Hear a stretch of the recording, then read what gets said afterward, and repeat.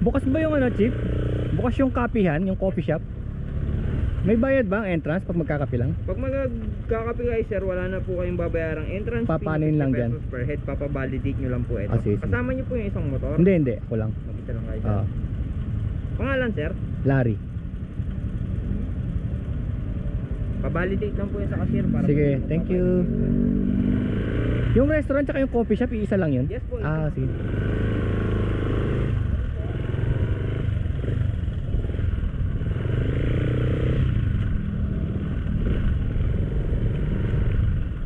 Pagka dumating si boss, may mga duck, may duck pond oh. Ito yung fish feeding 100 oh. Mag fish feeding tayo, kaya kuha ng pagpakain niya.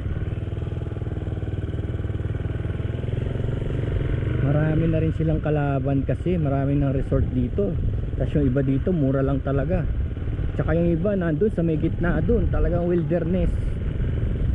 Pero ginasasan din talaga to. Hindi naman malalaos kasi to, nature to. Kita nyo, sipin nyo nasa Marilaki itong mga ganitong klaseng establishment. Sipin nyo na lang, nasa Marilaki to.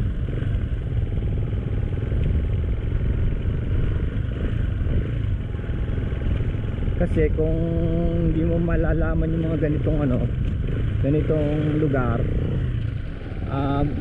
doon pa sa bandang Jariel pang takbuhan, doon pa kakain.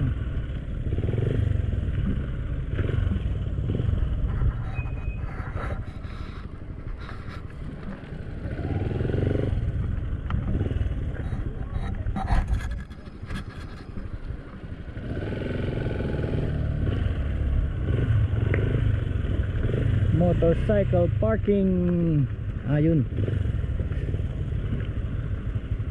Motorcycle parking, yes.